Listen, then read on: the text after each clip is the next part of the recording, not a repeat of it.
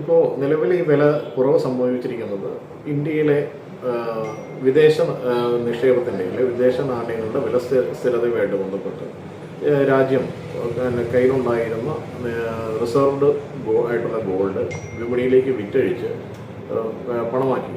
അതിനെ തുടർന്നാണ് ഇപ്പോൾ വിലയിൽ ഏറ്റക്കുറച്ചിലുകൾ ഉണ്ടായിരിക്കുന്നത്. നിലവിൽ ഇന്നലത്തെ വില തന്നെയാണ് ഇപ്പോൾ 2 ദിവസമായി വില സ്റ്റഡിയായി തുടരുമ്പോൾ വിപണിയിൽ വലിയ തോതിലുള്ള ഒരു മാറ്റങ്ങൾ കാണുന്നുണ്ട്.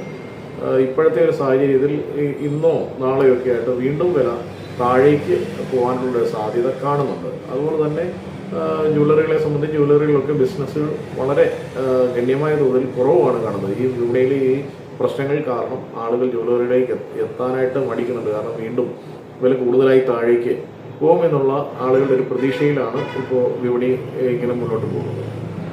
ഈ സ്വർണ്ണവില ഒരു മാറ്റം ഉണ്ടാവുന്ന എപ്പോഴായിരിക്കും ഒരു വർധനവൊക്കെ? ഇനി സ്വർണ്ണവില വർധനവ് ഇനി ഉണ്ടാവണമെങ്കിൽ യുദ്ധം, ഈ മിഡിൽ ഈസ്റ്റ് രാജ്യങ്ങളുള്ള സംഘർഷം പൂർണ്ണമായി ഒഴിവാവുകയും അതിനെ തുടർന്ന് നോർമലൈസ് ആയിട്ട് ബിസിനസ്സുകൾ മുന്നോട്ട് പോവുകയും ക്രൂഡ് ഓയിലിൻ്റെ വിലകൾ കുറച്ചുകൂടി താഴേക്ക് പോകുന്ന ഒരു സ്ഥിതിയിലേക്കൊക്കെ എത്തുമ്പോൾ വില വീണ്ടും കൂടാനുള്ള വലിയ സാധ്യതകൾ മുന്നിലുണ്ട്. സ്വർണം വാങ്ങിക്കുന്നവരെ സംബന്ധിച്ച് ഇപ്പോഴത്തെ ഒരു വിലക്കുറവ് ആശ്വാസകരമാണോ? സ്വർണം വാങ്ങിക്കുന്നവരെ സംബന്ധിച്ച് ഇപ്പോഴത്തെ ഈ ഒരു വിലക്കുറവ് വളരെ ആശ്വാസകരമായ ഒരു കാര്യമാണ്. വാങ്ങേണ്ട ആളുകൾക്ക് എത്രയും പെട്ടെന്ന് തന്നെ വാങ്ങാനുള്ളൊരു അവസരമാണിത്. വളരെ വില കുറഞ്ഞാണ് നിൽക്കുന്നത്. 1,31,000 മുകളിലേക്ക് വില പോയിരുന്നു. ഇപ്പോൾ 1,15,000 ഒരു വില മാത്രമേ സ്വർണ്ണത്തിനുള്ളൂ. പക്ഷേ ഇത് കുറച്ചും കൂടി ഈ യുദ്ധം അവസാനിക്കുകയും കുറച്ചുകൂടി മുന്നോട്ട് പോവുകയും ചെയ്താൽ വില വീണ്ടും ഗണ്യമായി കൂടാനുള്ള സാധ്യതയുണ്ട്. അത് ചിലപ്പോൾ നമ്മൾ പ്രതീക്ഷിക്കുന്നതിനേക്കാൾ അപ്പുറത്ത് നിലവിലുണ്ടായിരുന്ന സ്വർണ്ണവിലയിലെ റെക്കോർഡും മറികടന്ന് ഒരുപക്ഷെ മുന്നോട്ട് പോവാം. ആ ഒരു സാഹചര്യം ഉണ്ടാവാതിരിക്കണമെങ്കിൽ ഇപ്പോഴത്തെ സാഹചര്യത്തിലെ വിലക്കുറവ് മുതലെടുത്തുകൊണ്ട് സ്വർണ്ണം വാങ്ങുന്നതായിരിക്കും നല്ലത്.